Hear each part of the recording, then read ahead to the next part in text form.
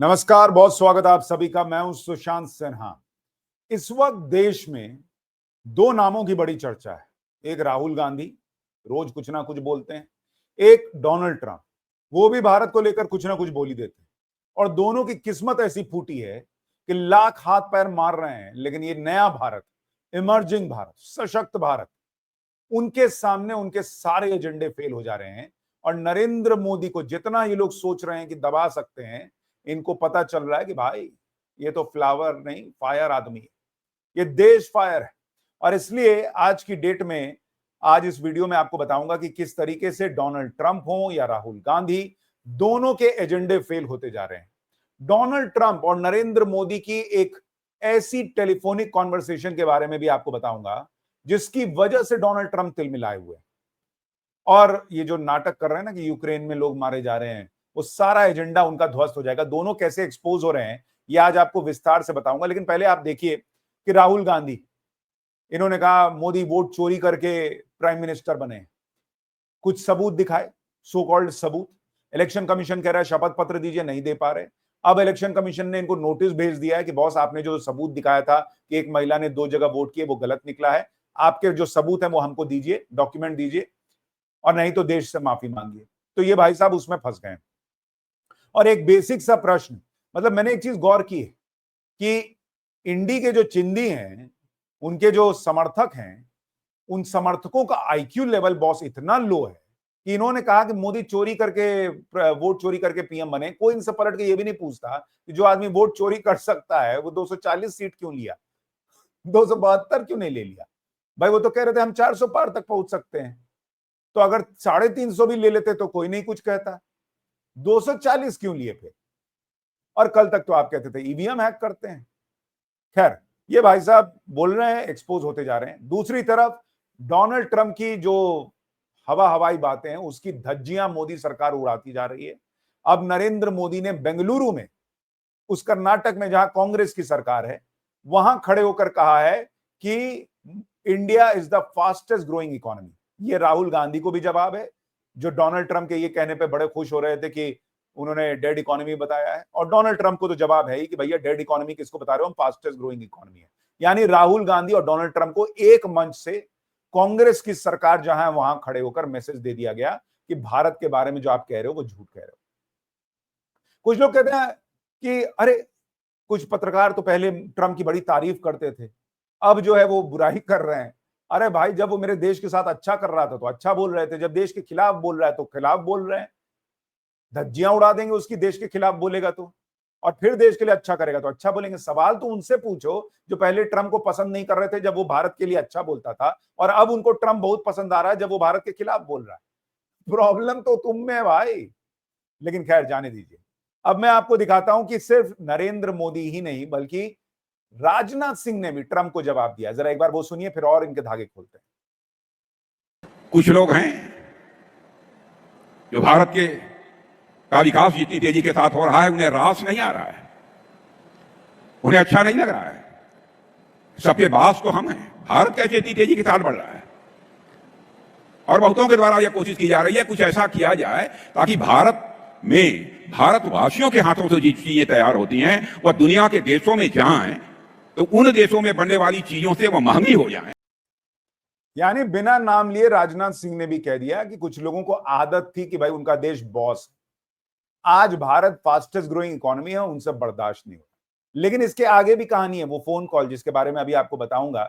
लेकिन आप देखिए कि एक बड़ा ऐलान ये भी हो गया है कि पाकिस्तान से जल्द युद्ध, फिर से अगला युद्ध हो सकता है। ये सेना प्रमुख जनरल उपेंद्र द्विवेदी ने कह दिया है। यानी जो हम बात कह रहे थे कि ऑपरेशन सिंदूर अभी सिर्फ पॉज हुआ है, वो जल्दी ही रिज्यूम हो सकता है, इसकी घोषणा सेना प्रमुख ने कर दी है।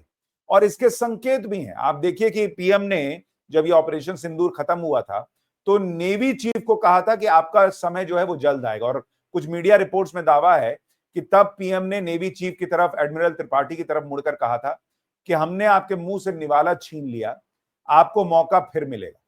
यानी नरेंद्र मोदी पहले ही संकेत दे चुके हैं कि अगली बार जो है वो फोड़ देंगे पाकिस्तान को, और वो वक्त जल्द आएगा। और अब जनरल द्विवेदी का ये कहना कि पाकिस्तान से जल्द दूसरा युद्ध हो सकता है, ये बहुत बहुत बड़ा बयान है, जिसका मतलब यह है कि युद्ध सिर्फ इसलिए रोका गया था कि जब पाकिस्तान को फाइनली जो है वो कब्र में गाड़ेंगे तो उस वक्त दुनिया को यह मैसेज क्लियर होना चाहिए कि ये हो क्या रहा है। सबको आज की डेट में यह बता दिया गया है कि इसको क्यों मार रहे हैं, और अब दुनिया में कोई बोलने नहीं आएगा, ये क्लियर है। ऊपर से चाइना से जो संबंध भारत के बेहतर होते जा रहे हैं, रशिया जो है वो साथ खड़ा है। अमेरिका क्या करेगा वो तो बाद में देखा जाएगा, लेकिन फिलहाल स्थिति यह है कि राहुल गांधी यहां भी एक्सपोज हो गए, क्योंकि राहुल गांधी कहते थे कि नरेंद्र मोदी तो है वो फ्रीडम नहीं दिया, उन्होंने सेना का हाथ बांध दिया। अब वायुसेना प्रमुख और थल सेना प्रमुख दोनों ने आकर कह दिया है कि भैया एक चीज जो मिली थी वो यही तो थी, फुल फ्रीडम, जितना ठोकना है ठोको। देखिए राहुल गांधी कैसे यहां भी एजेंडा जो चला रहे थे उसमें फेल हो गए। फिर आपको आगे की बात बताता हूं। You attacked Pakistan and you told our pilots do not attack their air defense system. Meaning you told our pilots go and attack and face the air defense system of Pakistan. So I want to make it very clear, there were no, I repeat, no restrictions on us. Full freedom was given to us to plan and execute. I think it's important, 22nd April, you're aware what happened in Pahalgam, and it actually shocked the nation. 23rd is the time when next day itself, we all sat down. And this is the first time which RM has also said, I think enough is enough. And all the three chiefs were very clear, something has to be done. And the free hand was given, of course, that you decide what is to be done. And that is the kind of a confidence with the political directions and political clarity for the first time we saw. यानी full freedom सेना को मिली थी, और सेना प्रमुख कह रहे हैं कि पहली बार ऐसी फ्रीडम हमने देखी थी जो कि पिछली सरकारों के वक्त नहीं थी। क्लियर सी बात है भाई, जो लोग 26/11 के बाद कुछ नहीं कर पाए थे वो आज सवाल उठाते हैं कि ये कर दिया और वो कर दिया और हाथ पीछे बांध दिया और पैर आगे कर दिया। तो राहुल गांधी का कोई एजेंडा नहीं चल पा रहा। आपकी राय क्या है जरूर बताइएगा, लेकिन मैं ये देख रहा हूं कि वो जो प्रयास कर रहे हैं ना, अब उनको जानना था कितने राफेल गिरे। वायुसेना प्रमुख ने आकर कह दिया कि पाकिस्तान के जो है वो 6 विमान गिराए। अब वहां से जो है वो पता नहीं अगला राहुल गांधी का बयान कब आएगा, वो तो तब का तब देखा जाएगा। लेकिन हर एजेंडा ध्वस्त हो रहा है, और इसी तरह से आप देखें एक एजेंडा जो था कि मेक इन इंडिया नहीं चल रहा। आप देखिए डिफेंस सेक्टर में ऑल टाइम हाई प्रोडक्शन है, 1.5 लाख करोड़ के पास पार चला गया। और इसीलिए जब डोनाल्ड ट्रंप की बात करता हूं, भारत का डिफेंस सेक्टर में प्रोडक्शन 1.5 लाख करोड़ के पार है। डोनाल्ड ट्रंप जो उल जलूल हरकतें कर रहे हैं उसका नतीजा यह है कि F-35 की डील स्पेन ने कैंसिल कर दी है, स्विट्जरलैंड में अटक गया मामला। भारत कह रहा अभी हम सोचते हैं, देखते हैं आगे क्या होगा। यानी डोनाल्ड ट्रंप अमेरिका की कब्र खोदते जा रहे हैं, और दुनिया कह रही है कि भाई भारत पे कोई बहुत ऐसा मैसिव असर नहीं पड़ने वाला है। लेकिन डोनाल्ड ट्रंप को अब ये बात समझ में आ रही है, बावजूद इसके भाई चचा फूफा बन के बोल तो दिया, अब कैसे किस मुंह से बोलें, तो धीरे धीरे टोन डाउन करेंगे। और क्यों करेंगे मैं आपको बताता हूं। ये डोनाल्ड ट्रंप का व्यवहार है। अभी उन्होंने एप्पल वाले टिम कुक को बुलाया, उसने भी भाई ने एक गिफ्ट दे दिया और कहा कि भाई मैं वहां पर इन्वेस्टमेंट बढ़ा दूंगा।